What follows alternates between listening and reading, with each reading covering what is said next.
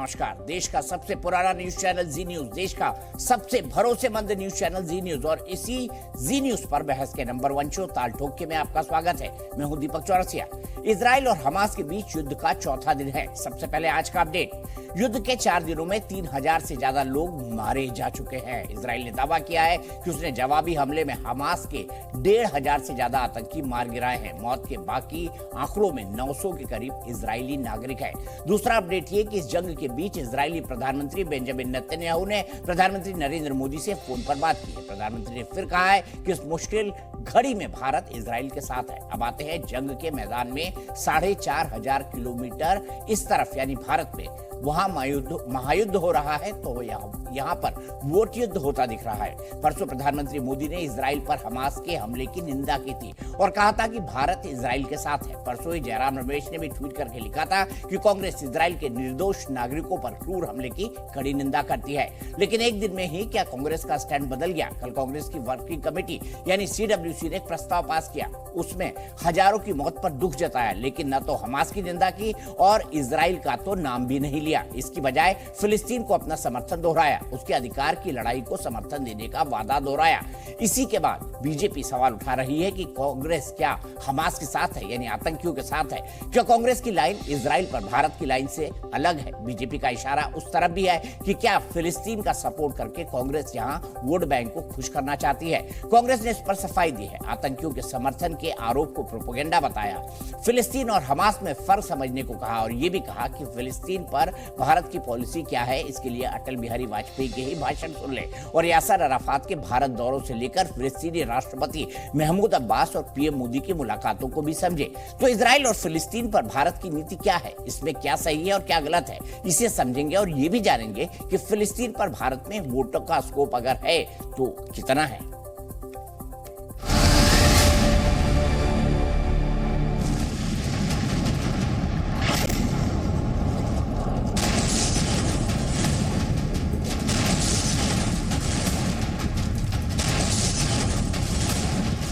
Hamas will understand that by attacking us, they've made a mistake of historic proportions.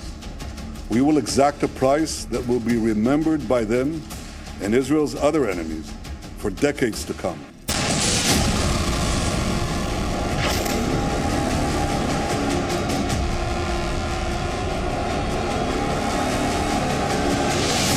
Congress Hamas के समर्थन में, फिलिस्तीन के समर्थन में अगर आज बयान दे दिया है तो इसका मतलब स्पष्ट है कि ये लोग आतंकियों के समर्थक हैं।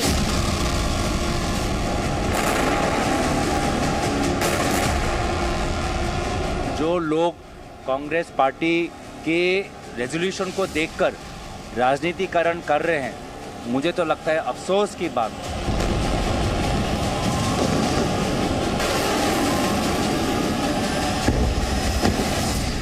इनकी जो नीयत है वो कहीं ना कहीं आतंकवादी से जुड़ी है, राष्ट्र विरोधी ताकतों के साथ में जुड़ी हुई है।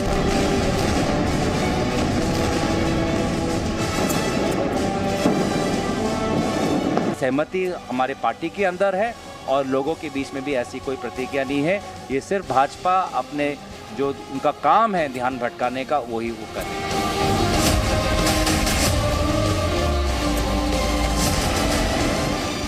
कमेटी का स्टैंड है, बिल्कुल करेक्ट स्टैंड है कि हिंसा के लिए कोई जगह नहीं है। जो अपने ऊपर लागू होता है दूसरे के ऊपर भी लागू होना चाहिए।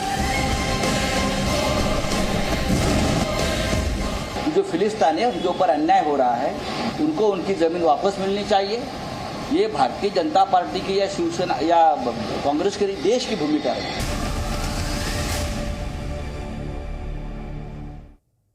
तो वहां पर महायुद्ध, यहाँ पर वोट युद्ध, इसी को समझेंगे। हम किस किस से बात करेंगे इस दौरान? गौरव भाटिया भारतीय जनता पार्टी के राष्ट्रीय प्रवक्ता मेरे साथ है। मैंने कांग्रेस के राष्ट्रीय प्रवक्ता को भी इनवाइट किया था, लेकिन इस टॉपिक पे वो बात नहीं करना चाहते। मैं इसलिए साफ कर दूं कि मैंने कांग्रेस के प्रवक्ताओं को यहाँ पर बुलाया था। मेरे साथ सुशील पंडित जी हैं पॉलिटिकल एनालिस्ट के तौर पर, मेजर जनरल के सिन्हा साहब है डिफेंस एक्सपर्ट के तौर पर, दीपक वोरा साहब है डिप्लोमेट, असीम वकार साहब है स्पोक्स पर्सन है AIM के, शाहिद अली साहब एडवोकेट मेरे साथ जुड़े हुए हैं और फारूक इंकलाबी लीडर है पीडीपी के, और घनश्याम तिवारी जी। आज तो वाह वाह, मेरे गेस्ट कोऑर्डिनेशन ने 8 मेहमान मेरे सामने रख दिए, लेकिन कोई दिक्कत नहीं, सभी से बात करेंगे, अच्छी बात करेंगे और समझने की कोशिश करेंगे। और इसीलिए मैं सबसे पहले घनश्याम तिवारी जी के पास चलता हूँ। घनश्याम जी, आपकी क्या भूमिका है? हमास ने जो हमला किया इजराइल पे, क्या आप हमास के इस हमले की निंदा करते हैं? नमस्कार दीपक जी, आपको, दर्शकों को और को पैनलिस्ट को। जो इजराइल में स्थिति बनी हुई है, उस स्थिति में जहां पर बच्चे मारे गए हैं, महिलाएं हताहत हुई हैं, उनके खिलाफ अपराध हुए हैं, बहुत सारे लोग किडनैप हुए हैं, और जिस आतंकवादी तरीके से ये हुआ है, इसकी हर कोई निंदा करता है और निंदा करनी चाहिए। इसके साथ साथ फिलिस्तीन में भी जो गाजा पट्टी में जो बच्चे मारे जा रहे हैं, महिलाएं मारी जा रही हैं, जो रिहायशी इलाके बर्बाद हो रहे हैं, अस्पताल बर्बाद हो रहे हैं, इसकी भी निंदा की जानी चाहिए। जो इजराइल के डिफेंस मिनिस्टर वहां के लोगों को ह्यूमन एनिमल्स कह रहे हैं, इसकी भी निंदा की जानी चाहिए। 2 बातें कहूंगा। पिछले 2 सालों को छोड़ दीजिए तो अब तक 74 से लेकर अब तक भारत का स्टैंड इजराइल और पैलेस्टीन के बारे में स्पष्ट रहा है, और कोई भी सरकार हो, चाहे वो अटल बिहारी वाजपेयी जी की सरकार हो या डॉक्टर मनमोहन सिंह जी की सरकार हो या मोदी सरकार भी हो 2020 तक, उनका स्टैंड वही था। जिस तरीके से प्रधानमंत्री मोदी स्वयं पैलेस्टाइन फरवरी 10, 2018 को गए, उससे पहले पूर्व राष्ट्रपति प्रणब मुखर्जी जी पैलेस्टाइन गए थे अक्टूबर 2015 में, और सुषमा स्वराज जी जनवरी 2016 में गई थी। एमजे अकबर जब एक्सटर्नल अफेयर्स में थे नवंबर 2016 में गए थे। और जिस तरीके से भारत ने, चाहे वो अटल बिहारी वाजपेयी जी की सरकार हो या और अन्य कोई सरकारें हो, पैलेस्टाइन के मुद्दे पर अपना भारत का रुख जो कि कंसिस्टेंट रहा है, यूएन में या अन्य मल्टीलैटरल एजेंसीज में स्पष्ट किया है। ये वर्तमान सरकार एक अलग स्टैंड ले रही है, जहां पे हमें ये सवाल जरूर पूछना चाहिए कि क्या हम वैश्विक नीति पर अपॉर्चुनिटी के आधार पर अवसरवादी तरीके से अपने रुख लेंगे या मूल्यों के आधार पर रुख लेंगे? क्या हम सिर्फ एक तरफ के बच्चे और महिलाओं को मारा जाएगा उससे दुख जताएंगे, या हम ये उम्मीद करेंगे कि किसी भी लड़ाई में महिलाओं और बच्चों के खिलाफ कोई जघन्य अपराध नहीं होने चाहिए, रिहायशी इलाकों पर बॉम्बिंग नहीं होनी चाहिए, और आम लोगों को नहीं मारा जाना चाहिए? ये सवाल भारत की सरकार के ऊपर है। विदेश नीति में मतलब आप कह रहे हैं कि सरकार ने अपना स्टैंड बदल लिया है, अवसरवाद के आधार पर भारत सरकार यानी नरेंद्र मोदी जी ने अपना स्टैंड बदल लिया है। क्या इंडिया गठबंधन ये आरोप लगा रहा है? मैं कह रहा हूँ कि ये सवाल देश के सामने है कि आप जो स्टैंड अटल बिहारी वाजपेयी जी से लेकर जवाहरलाल नेहरू जी से लेकर अटल बिहारी वाजपेयी जी तक, डॉक्टर मनमोहन सिंह तक, और एनडीए के पहले शासनकाल, नरेंद्र मोदी जी के पहले शासनकाल तक जो भारत सरकार का स्टैंड था, ये आपके ऊपर है। आप स्टैंड पे रहना चाहते हैं या उसको बदलना चाहते हैं, ये सरकार के आगे बात करूंगा, समझाऊंगा। जैसे आपने बताया नहीं, सबसे बड़ी high profile visit Lalkrishna Advani ji की थी 2000 में, घनश्याम तिवारी जी, और उस विजिट में मैंने इजराइल से भी इसको कवर किया था और फिलिस्तीन से भी कवर किया था। तो गौरव भाटिया जी, क्या सरकार ने अपना रुख बदला है फिलिस्तीन को लेकर? देखिए, ऐसा है कि ये इनकी परेशानी है कि नरेंद्र मोदी जी और भारत ने जो स्पष्ट मजबूत संदेश दिया है पूरे विश्व पटल पर, उससे इन्हें घबराहट हो रही है। और मैं आपको इनकी बात का जवाब बाद में दूंगा, लेकिन पहले एक बात बताता हूं। हम सब जानते हैं भारत हमेशा से आतंकवाद का सामना करता आया है दीपक जी, और आतंकवाद का समर्थन कभी भी भारत ने ना किया है ना करेगा। और हमने हमेशा ये कहा है कि जो निर्दोष नागरिक मारे गए हैं इजराइल में, भारत उनके साथ खड़ा है। और नरेंद्र मोदी जी वो विश्व के नेता हैं जिनको सुनने के लिए तमाम और विश्व के नेता इंतजार करते हैं, क्योंकि भारत आज वो ताकत बन के उभरा है। और पहले दिन ही प्रधानमंत्री जी ने ट्वीट करके ये बताया था किस तरह से जो निर्दोष वहां मारे गए, उनके खून से होली खेली गई, महिलाओं को निर्वस्त्र किया गया, बलात्कार हुआ, छोटे छोटे बच्चों की जान ली गई। ये निंदनीय है और आतंकवाद का प्रतीक है। तीसरी बात, हमें जो बात याद रखनी चाहिए, भारत का स्टैंड, भारत का जो प्रधानमंत्री है वही रख सकता है। ये जो घमंडिया ग्रुप है ना, इंडिया दहाड़ रहा है और घमंडिया के मुंह में दही जमी हुई है, क्योंकि इनको तुष्टीकरण की राजनीति करनी है।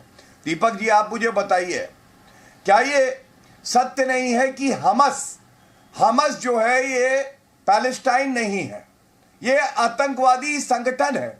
तो क्या अगर हमस का समर्थन करेंगे तो एक आतंकवादी संगठन का समर्थन हम नहीं कर रहे। और भारत वो देश है जो 7.5 दशक तक आतंकवाद को खत्म करने की बात करता है। आप याद करिए वो दिन जब Narendra Modi ji United Nation General Assembly में 27 सितंबर 2019 एक मजबूत संदेश देते हैं, there is no good terrorism and there is no bad terrorism. Good terrorism और बैड टेररिज्म नहीं होता है, टेररिज्म इज टेररिज्म, और आतंकवाद को हमें खत्म करना है। दुख की बात यह है जब ये मजबूत संदेश हम देते हैं और हमारी विदेश नीति की सराहना पूरे विश्व में होती है, तो हमारे अंदर के जो दीमक है राजनीतिक, ये लोग बाहर आते हैं और बयान देते हैं हमास के समर्थन में, जो कि एक आतंकवादी संगठन है। यह पूछा जाना चाहिए कि जो हमारे इजरायली भाई बहन मारे गए निर्दोष, उनके लिए कांग्रेस पार्टी का आप रेजोल्यूशन देखिए, एक शब्द नहीं। समाजवादी पार्टी अखिलेश यादव, एक शब्द नहीं। और इन्हें मंजूर है कि कुछ वोट मिल जाए तो लाशों पे राजनीति कर लेंगे और हम हमास जैसे आतंकवादी संगठन का भी समर्थन कर लेंगे। ठीक है घनश्याम तिवारी जी, आप अप्रत्यक्ष तौर पर हमास का समर्थन नहीं कर रहे, ये लाइन देके कि इजराइल जो कर रहा है गलत है। फिलिस्तीन का कॉज अलग है, लेकिन हमास एक आतंकी संगठन है। अगर गौरव भाटिया जी का इस लॉजिक को आगे बढ़ाया जाए तो चीन ने जो भारत के खिलाफ किया, उससे प्रधानमंत्री चीन के साथ खड़े हैं, वो चीन का समर्थन कर रहे हैं। मणिपुर में जो हो रहा है, जहां प्रधानमंत्री जी दहाड़ते हुए नहीं जा पाए और पूरी भारतीय जनता पार्टी भीगी बिल्ली की तरफ चुप बैठी हुई है, क्या वहां पे आतंकवादियों का समर्थन किया जा रहा है? देखिए, जहां पर लॉजिक नहीं है, जहां पर आपको केवल लड़ना भिड़ना है, लॉजिक नहीं। आपने गौरव भाटिया से बड़ा साधारण सा सवाल पूछा, क्या भारत ने अपने विदेश नीति का रुख बदला है? इसका जवाब हाँ या ना में हो सकता है, लेकिन जिसे पता ही ना हो वो जवाब नहीं देगा, वो फिर बहाने बनाएगा। मैं बहाने नहीं बनाऊंगा। भारत अगर रुख बदल रहा है तो ये पूरे देश का रुख है, और इसमें विदेश नीति में सारा देश साथ में रहता है। लेकिन ये सवाल सरकार के सामने है और सरकार को इसके बारे में सोचना चाहिए। ठीक है, मैं आगे बढ़ता हूं। गौरव भाटिया जी आपका जवाब, उसके बाद मैं विशाल पांडे के पास जाऊंगा। मेरे सहयोगी सीधे युद्ध क्षेत्र से जुड़ गए हैं, वॉर जोन से जुड़े हुए हैं, गाजा पट्टी से वो 1 किलोमीटर दूर खड़े हुए हैं और जान जोखिम में डालकर देश के लिए वहां पर रिपोर्टिंग कर रहे हैं। गौरव जी आपका जवाब। विशाल मैं आपके पास आ रहा हूं, तुरंत आ रहा हूं। गौरव जी आपका जवाब, नहीं तो बात अधूरी रह जाएगी। देखिए, मैंने सुना सपा के प्रवक्ता को, विदेश नीति पे इनको ज्यादा ज्ञान लगता है नहीं, क्योंकि केंद्र में ये आने वाले वापस कभी है नहीं। और इनके मुंह से बात निकली दीपक जी, इन्होंने कहा कि देश का एक स्टैंड होता है। अगर देश का एक स्टैंड होता है तो देश का स्टैंड तो प्रधानमंत्री नरेंद्र मोदी जी ही रखेंगे।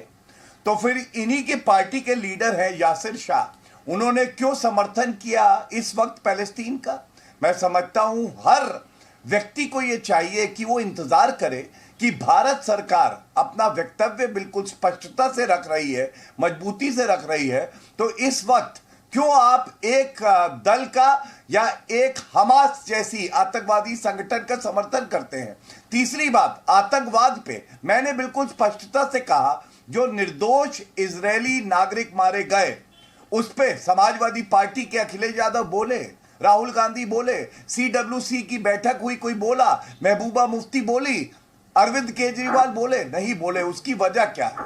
उसकी वजह यह है, इनको निर्दोष व्यक्तियों की लाशें नहीं दिखाई देती हैं, इनको अपनी वोट बैंक पॉलिटिक्स दिखाई देती है। इनको लगता है कि एक धर्म विशेष का अगर हम समर्थन करेंगे, वो आतंकवादी क्यों ना हो, तो यहां भारत में हमारे वोट बढ़ जाएंगे। लेकिन यहां का मुसलमान देशभक्त है और वो आतंकवाद का समर्थन कभी नहीं करेगा।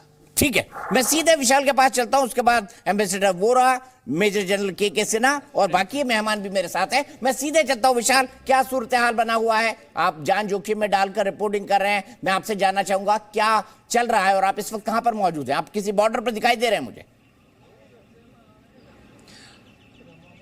दीपक जी बिल्कुल, अब से थोड़ी देर पहले ही मैं गाजा स्ट्रिप से मात्र 1 किलोमीटर की दूरी से वापस आया हूं। वहां पर ज़्यादा देर तक रहना सुरक्षित नहीं था। हमने देखा है कि इजराइल की सेना ने पूरे टैंक की तैनाती कर दी है गाजा पट्टी से सटे हुए सभी इलाकों में, और लगातार इजराइल की तरफ से भी गाजा पट्टी में आतंकी ठिकानों पर हमले किए जा रहे हैं। लेकिन हमास के जो आतंकी हैं वो भी लगातार इजराइल के इन शहरों में, जहां पर मैं मौजूद हूं, ये गाजा पट्टी से एश्कलॉन का एक सटा हुआ हिस्सा है, और साथ ही एस्ट्रोड शहर जहां पर सबसे सबसे पहले हमास के आतंकियों ने निर्दोष लोगों पर गोलीबारी की थी, जिनकी हत्या की थी और कुछ लोगों को जहां से किडनैप करके ले गए थे, उस इलाके का आपसे थोड़ी देर पहले मैंने दौरा किया है और वहां पर हमने देखा कि हालात बहुत खराब है। सड़कें पूरी शांत पड़ी हुई हैं, किसी भी गाड़ी को बिना चेक किए नहीं जाने दिया जा रहा है। मीडिया को भी 1 किलोमीटर पहले रोक दिया गया और क्योंकि अभी भी जंग लगातार जारी है।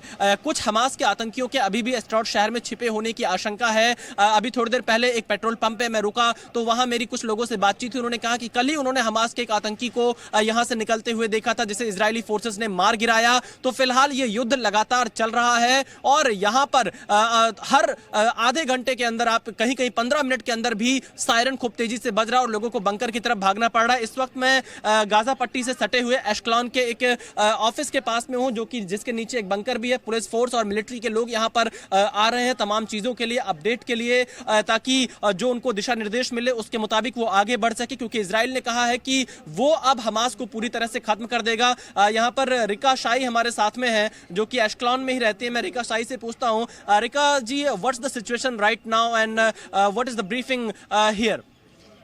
We are still in the war. We have attacked from the Hamas, and you feel this now. We are feeling this all the times, in the morning, in the evening, and don't stopping with the rockets. And it's very heavy. You see the damage to the houses. Yeah. You see the damage to the police station in this Sderot.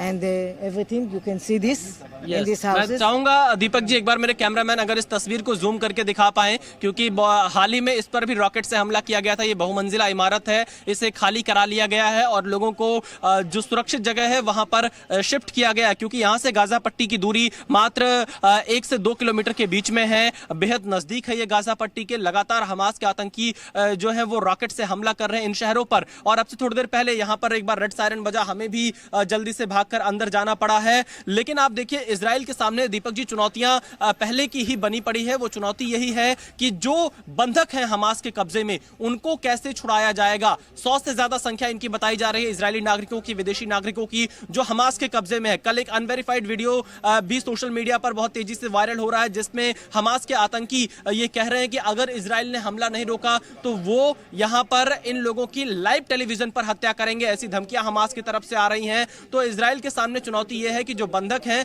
उन्हें कैसे वापस लाया जाए। दूसरा, Lebanon की जो सीमा है उसे इजराइल ने इस समय सील कर रखा है। लेबनान से हिजबुल्लाह इजराइल पर अटैक करने की प्लानिंग। मैं आपको रोकूंगा, इस वक्त एक डोमेस्टिक कार्यक्रम है, मैं आपके पास फिर आऊंगा, आप अपना ख्याल रखिए। मैं सीधे एम्बेसडर वोरा के पास जाऊंगा, उसके बाद जनरल सिन्हा के पास जाऊंगा और समझूंगा कि पॉलिटिकली और माफ कीजिएगा, मिलिट्री के हिसाब से और डिप्लोमेसी के हिसाब से सिचुएशन क्या है। इसलिए, लेकिन सबसे पहले जनरल सिन्हा के पास चलता हूं, इसलिए क्योंकि मैं समझना चाहता हूं कि आयरन डोम सिस्टम ने काम क्यों नहीं किया। जनरल सिन्हा क्या बताएंगे? हमको तो यह मालूम है कि इजराइल के ऊपर एक आयरन डोम लगा हुआ है और यह आयरन डोम किसी भी तरह की आने वाली मिसाइल को हवा में ही नष्ट कर देता है, जिसकी एक मिसाइल की कीमत $60,000 है। तो सवाल यह है कि इजराइल पर यह हमला हो कैसे गया इस आयरन डोम के होने के बावजूद।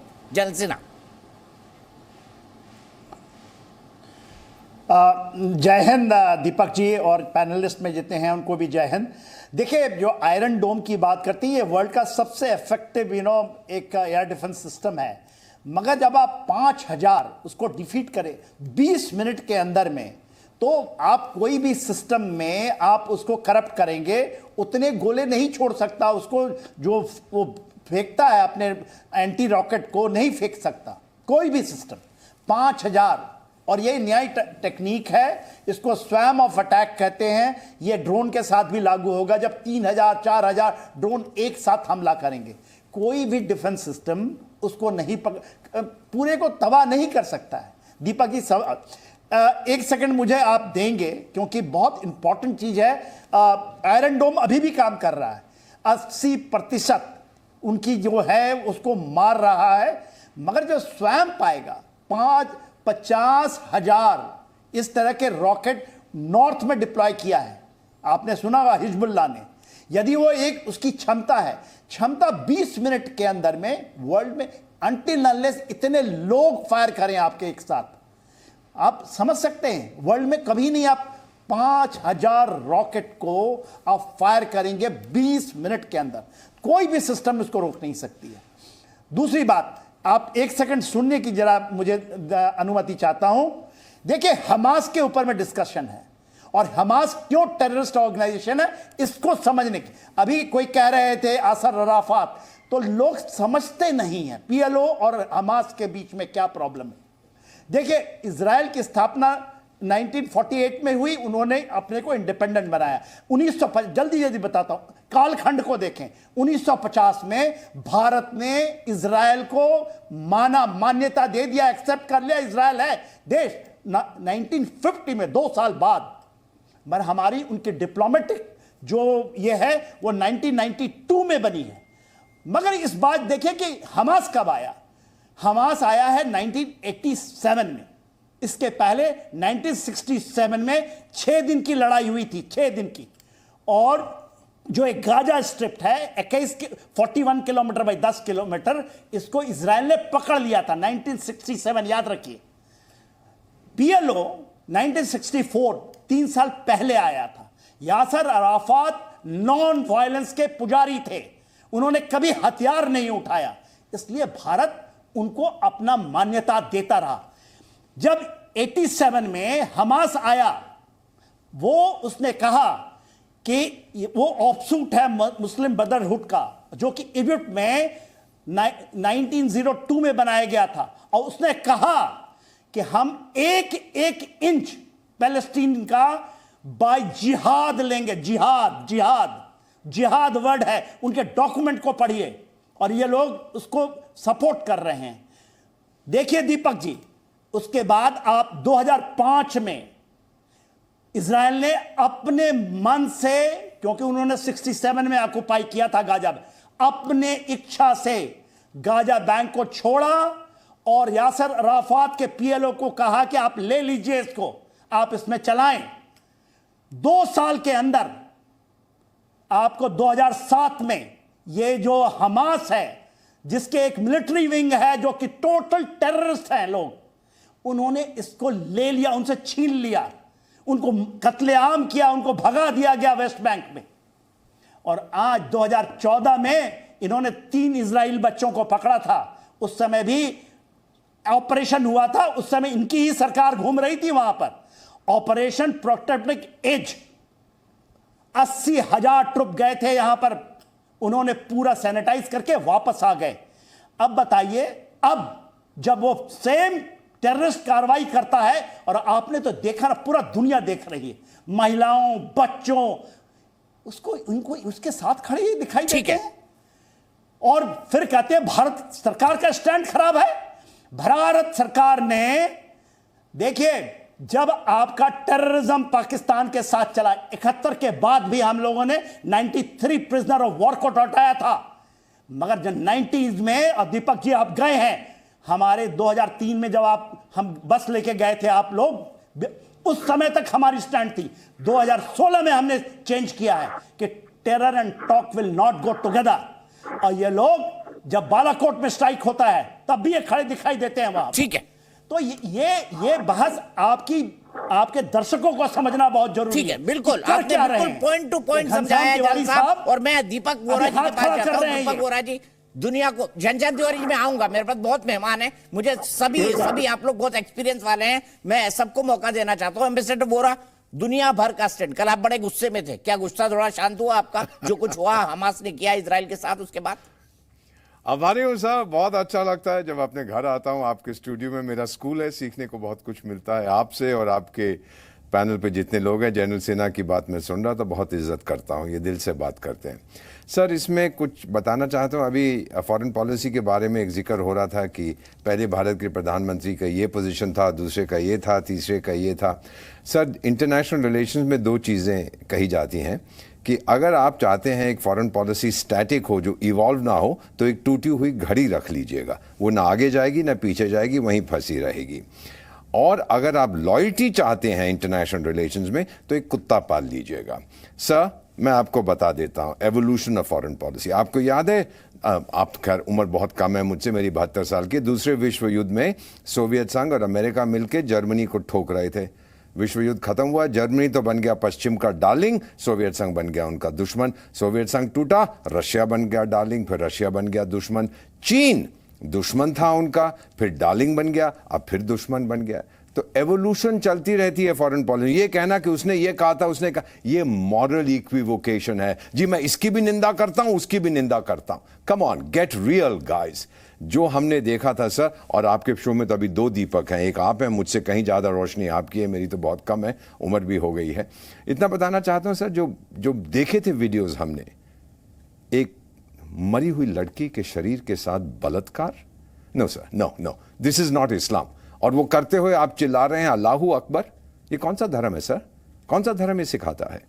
आज दिल से, हमेशा की तरह, मैं भारतीय हूं, लेकिन आज मेरा मन इजरायली है। मैं यहूदी हूं आज सर। अपने जिस्म पे मैं स्टार ऑफ डेविड पहनता हूं। सारी दुनिया, जो लोग डेमोक्रेसी पसंद करते हैं, आज़ादी पसंद करते हैं, सभ्यता पसंद करते हैं, वो खड़े हुए हैं आज इजराइल के साथ। आप पैलेस्टीनियन टेरिटरी की बात करते हैं। क्या है पैलेस्टीनियन टेरिटरी? मालूम है सर इनको? आप जानते हैं? जो आज इजराइल स्टेट है, जो वेस्ट बैंक है और जो गाजा पट्टी है, वो सबको मिला के हिस्टोरिकल पैलेस्टाइन कहा जाता है। हमें लौटा दो। कहां जाएंगे यहूदी?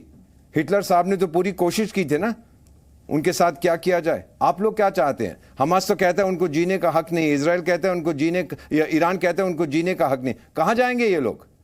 इंसान नहीं है ये सर? इसका जवाब दीजिए। इसीलिए आपके प्रधानमंत्री, मेरे प्रधानमंत्री, भारत के प्रधानमंत्री ने जो कहा है बिल्कुल अप्रोप्रिएट है सर, कि वी स्टैंड विद इजराइल। जो आप पे आतंकी हमला हुआ है उसकी हम निंदा करते हैं। फाइनली सर, 9/11 आपको याद होगा जब अमेरिका पे हमला हुआ था, मैं एक सेमिनार में था, पोस्टेड था वहां, तो वहां पे ये कंसेंसस था कि ये जो नया आतंक आ रहा है, 3 देश मिलके इसको खत्म करेंगे। ये मैं नहीं कह रहा, ये पार्टिसिपेंट्स ने कहा था। और ये 3 देश हैं, यूनाइटेड स्टेट्स, इजराइल और भारत। ये 3 देश मिलके इस प्रकार के आतंक को खत्म करेंगे। I rest my case. इतना कहना चाहता हूं to all our friends in Israel sir, shalom, जिसका मतलब होता है शांति। भारत आपके साथ है। Don't give up. मिटा दो इन लोगों को। आप अपने लिए जंग नहीं लड़ रहे, आप दुनिया के लिए जंग लड़ रहे हैं। ठीक है, मैं सीधे यहां से चलता हूं। मेरे साथ असीम वकार साहब है। असीम वकार साहब, एक बड़ा दर्दनाक पहलू उठाया एम्बेसडर वोहरा ने। मरी हुई लड़की के साथ बलात्कार और उसके ऊपर अल्लाह अकबर का चैंटिंग, अल्लाह अकबर कहना, क्या ये इस्लाम है असीम वकार साहब? क्या ये इस्लाम है? मरी हुई लड़की के साथ बलात्कार और फिर अल्लाह अकबर का नारा लगाना? नहीं, बिल्कुल ये इस्लाम नहीं है, कहीं से नहीं है। और जो लोग ये हरकत कर रहे हैं उनको आप मुसलमान ही ना मानिए। दे आर एनिमल्स जो इस तरह की हरकतें कर रहे हैं। लेकिन एक आदमी की वजह से पूरे इस्लाम को नहीं कहा जा सकता। मैं जनरल सिन्हा को भी सुन रहा था, मैंने वोहरा साहब को भी सुना, मैंने आपको भी सुना, मैंने भाटिया साहब को भी सुना। मैं एक पक्ष रखना चाह रहा था अपना। देखिए, हमारे देश में जब ब्रिटिशर्स ने कब्जा कर लिया और हमको गुलाम बना लिया, तो जो पहला हमारा स्वतंत्रता संग्राम था 1857 का, जब वो शुरू हुआ तो अंग्रेजों के साथ बहुत से भारतीय लोग भी सेना बनाकर लड़ रहे थे अंग्रेजों के फेवर में। लेकिन उस वक्त रानी लक्ष्मीबाई अंग्रेजों के खिलाफ लड़ रही थी। वो ये मानती थी कि हमारा देश अंग्रेजों का गुलाम है, हमको गुलामी नहीं चाहिए, हम अपने देश को आज़ाद कराना चाहते हैं। तो जो लोग उस वक्त रानी लक्ष्मीबाई के साथ खड़े थे वो सच्चे देशभक्त थे। बहुत से लोग भगत सिंह को अंग्रेजों के कहने पर आतंकवादी मानते थे। हिस्ट्री का लेक्चर ना दीजिए नासिम भाई, हाथ जोड़ के रिक्वेस्ट है सर। बहुत सारे गेस्ट हैं, छोटी छोटी बात करिए, हमास पर बात करिए, इजराइल पर करिए सर। ये 1857 क्यों ला रहे हैं आसिम भाई? मेरा बड़ा सीधा सवाल था। आपने कहा इस्लाम नहीं है, तो हमास ने क्यों किया, ये बता दीजिए इस्लाम के नाम पर। सर मेरा तो सारा का टाइम आप लिए ले रहे हैं। अकलमंद आप बहुत है, आप समझ गए मैं क्या बोल रहा हूं। जो लोग उस वक्त भगत सिंह को टेररिस्ट कहते थे, नहीं सर सुनिए तो सर, जो लोग भाई ब्रिटेन बाहर से आके हमारे मुल्क पे कब्जा किए ले रहा है, वोहरा साहब ने बताया कि ऐसा हुआ जिस वक्त हिटलर पूरी दुनिया में यहूदियों का नरसंहार कर रहा था और कह रहा था इनको जीने का हक नहीं, इनको मार दो, ये हिटलर कह रहा था मारो इनको। उस वक्त पूरी दुनिया में फिलिस्तीनियों ने इनके ऊपर रहम करके पनाह दी कि नहीं आओ हमारे पास आओ, हम तुम्हें पनाह दे रहे हैं। सर बात की गहराई को समझिए। भारत में, भारत कंट्री, मैं अपने मुल्क की बात कर रहा हूं, यहां के उस वक्त के विदेश मंत्री जनाब अटल बिहारी वाजपेयी साहब ने कहा कि अरबों की जमीन पर इस्राइल ने अवैध कब्जा किया है और कब्जा खाली करना पड़ेगा। ठीक है। उसी पार्टी के दूसरे नेता कह रहे हैं कि हम इस्राइल के साथ हैं। ठीक है। इसी भारत के प्रधानमंत्री कह रहे हैं इस्राइल के साथ हैं, इसी भारत के जवाब ले लेते हैं। फिर इस्राइल के खिलाफ थी। नहीं सुनिए सर, अरे सर बात ही नहीं करने दे रहे मुझे आप। मैं ये कह रहा हूं कि अगर अपने देश को अंग्रेजों से आजाद कराने में भगत सिंह शहीद हैं तो शहीद के साथ खड़े होइए। हमास वाले भी शहीद हैं, आप कह रहे हैं। साथ खड़े होइए। हमास वाले भी शहीद हैं जो मर गए, ये कह रहे हैं। सर मैं तो भगत सिंह की बात कर रहा हूं। अरे भगत सिंह का, अब आप भगत सिंह को नहीं मानते होंगे क्रांतिकारी, तो ठीक है आप अंग्रेजों को मानिए। एक मिनट उत्तर देता हूं। ठीक है गौरव भाटिया जी, आपका जवाब, फिर मैं सुशील पंडित जी के पास जाऊंगा। और जैकलिन मैं आपको देख रहा हूं, माफ कीजिएगा मैं आ रहा हूं आपके पास, बहुत ज्यादा मेहमान हो गए। गौरव भाटिया, एक मिनट सर, अरे एक मिनट सर, एक लाइन और बोल दूं। चलिए। 1993 में एक ओस्लो अकॉर्ड हुई है व्हाइट हाउस में, एक ओस्लो अकॉर्ड हुई है व्हाइट हाउस में। उस ओस्लो अकॉर्ड के मुताबिक 5 साल में गाजा स्ट्रिप और वेस्ट बैंक को एक आजाद फिलिस्तीनी राष्ट्र बनाकर देना था। एग्रीमेंट है सर। ठीक है, रिटर्न में है। गौरव भाटिया जी जवाब। 30 साल हो गए आज। अगर आपने सर सुनिए, अगर आपने उनको दे दिया होता, अगर आपने दे दिया होता, काफी समय लिया, नौबती ना होती सर आज। सुना, अब उत्तर भी लीजिए। चलिए, ये नौबती ना होती। आसिम वकार जी ने जो हमास आतंकवादी संगठन कर रहा है उसकी तुलना जो हमारी एक पवित्र स्वतंत्रता संग्राम की लड़ाई थी उससे कर दिया। स्वतंत्रता संग्राम की लड़ाई में क्या हमारे जो लोग थे, वीर लोग थे, जान दे देते थे, लेकिन किसी महिला के साथ बलात्कार करते थे क्या? ये कैसी तुलना थी? क्या हम लोग निर्दोषों को मार देते थे? तो ये तुलना अपने आप में दिखाती है दीपक जी, इसकी वजह है वोट बैंक पॉलिटिक्स। इनको भारत के हित से मतलब नहीं है, वो धागे कमजोर हैं, टूट रहे हैं। जंजीर इनकी मजबूत जो है वो धर्म की है, इनको धर्म के चश्मे से सब कुछ दिखाई दे रहा है। वरना क्या ये स्पष्ट नहीं होता नेतन्याहू जी से आदरणीय प्रधानमंत्री श्री नरेंद्र मोदी जी की बात हुई और धन्यवाद दिया जो इजराइल के नागरिक हैं उनके बिहाफ पे नेतन्याहू जी ने। क्यों? क्योंकि बड़ी स्पष्टता से भारत ने अपना स्टैंड क्लियर किया।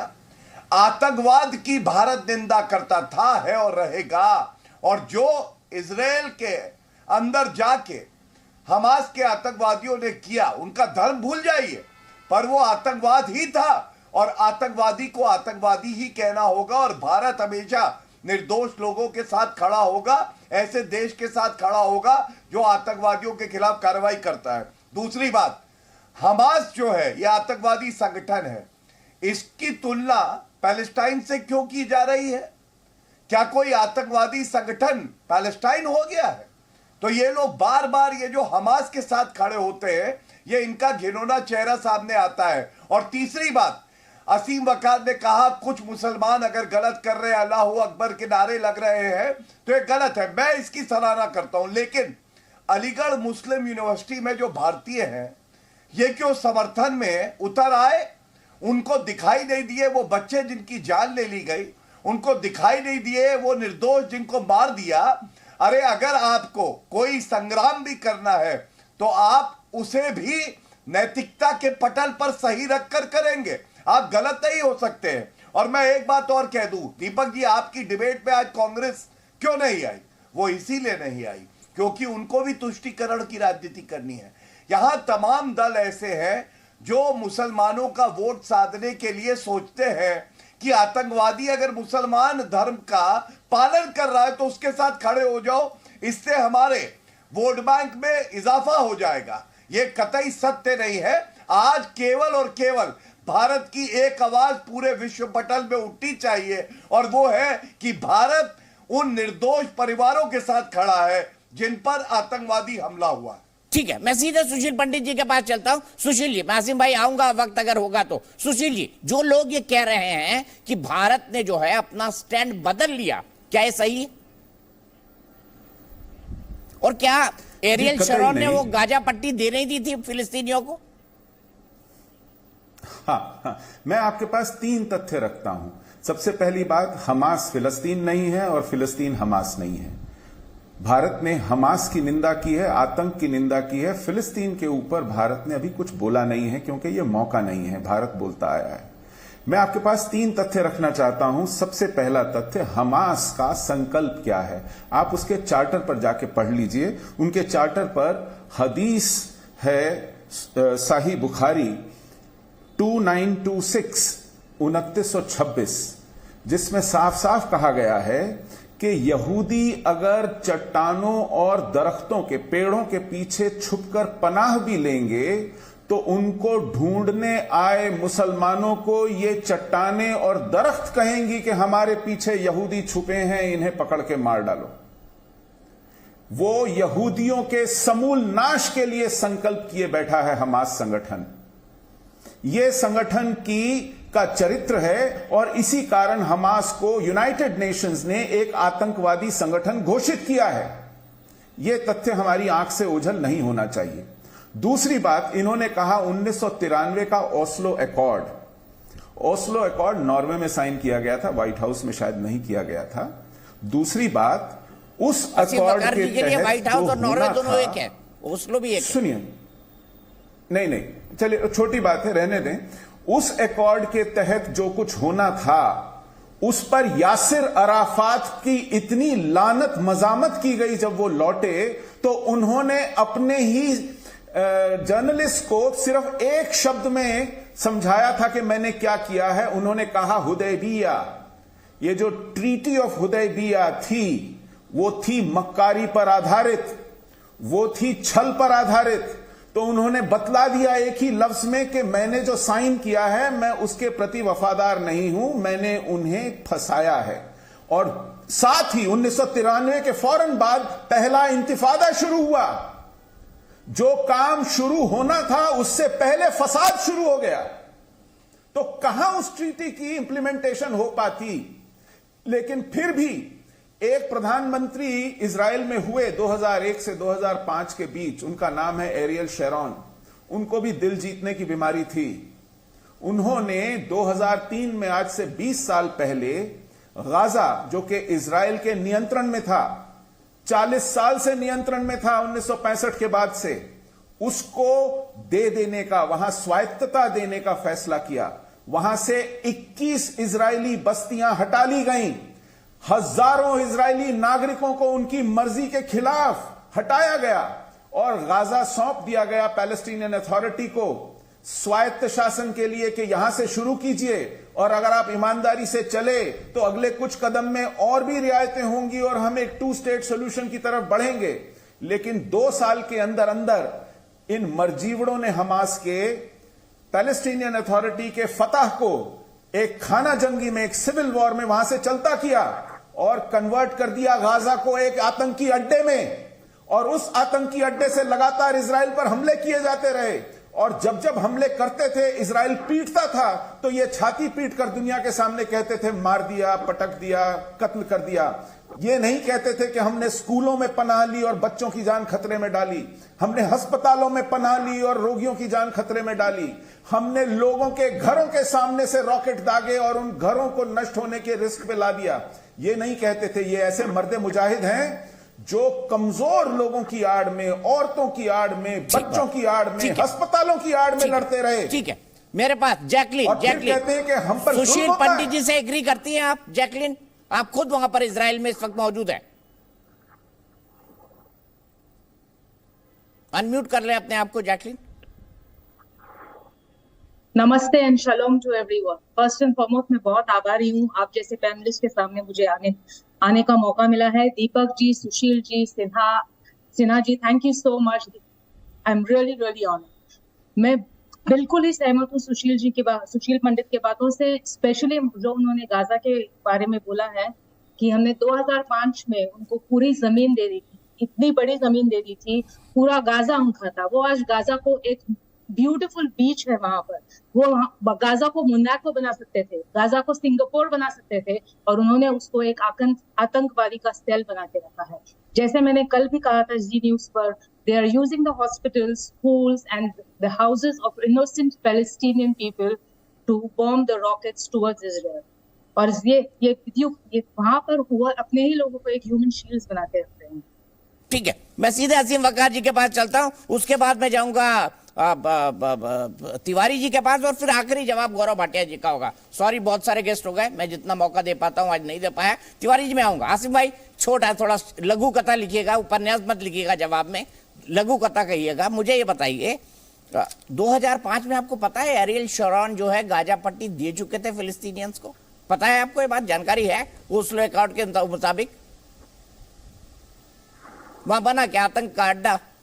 सर फिर मैंने आपसे फिर मैंने आपसे कह दिया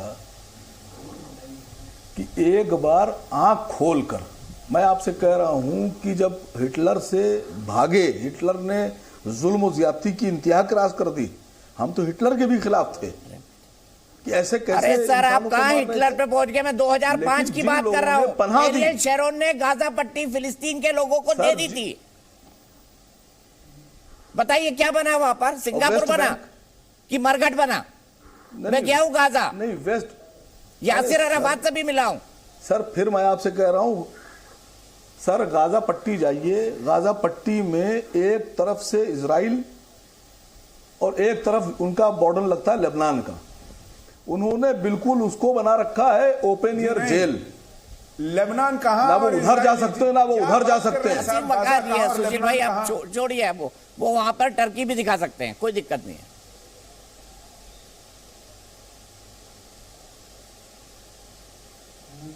ठीक है, घनश्याम तिवारी जी के पास चलता हूं। घनश्याम तिवारी जी बताइए, क्या आपका ऑब्जेक्शन है? सुशील पंडित जी जो बात कर रहे हैं, दीपक वोरा जी जो बात कर रहे हैं, क्या हमारी फॉरेन पॉलिसी को इवॉल्व नहीं करना चाहिए? देखिए, मार्च 12, 2019 द जेरूसलम पोस्ट, जो कि इजराइल का बड़ा न्यूज़पेपर है, जैकलिन जी बता पाएंगी, उसकी हेडलाइन थी, नेतन्याहू जी ने कहा, money to Hamas part of strategy to keep Palestinians divided. ये बेंजामिन नेतन्याहू का कोट है, जो कि जेरूसलम पोस्ट ने लिखा। कल का हारतेज न्यूज है, जिसका मतलब होता है लैंड ऑफ इजराइल। उसने ओपिनियन लिखा कि Netanyahu must go now, not after the Gaza war. Sir, वहां आपको किससे मतलब है घनश्याम तिवारी जी? आपको वहां पर लाशें नहीं दिख रही, आपको एक मरी हुई महिला के साथ अल्लाह अकबर के नारे के साथ बलात्कार नहीं दिख रहा घनश्याम तिवारी जी? आप नेतन्याहू के इररिलेवेंट कोट्स पढ़ के सुना रहे मुझे। आपको गुस्सा आता है? लेकिन अगर कोई अखबार कहता है कि नेतन्याहू ने माना है कि हमास को पैसे देते थे, तो ये इररिलेवेंट नहीं है। किस हिसाब से इररिलेवेंट है बताइए? चलिए, ओके, ठीक है। अरे भाई, समाजवादी पार्टी है, ये फॉरेन पॉलिसी में कुछ भी बोल सकती है। समाजवादी पार्टी सर, आपके ज्ञान पर मुझे कुछ नहीं कहना।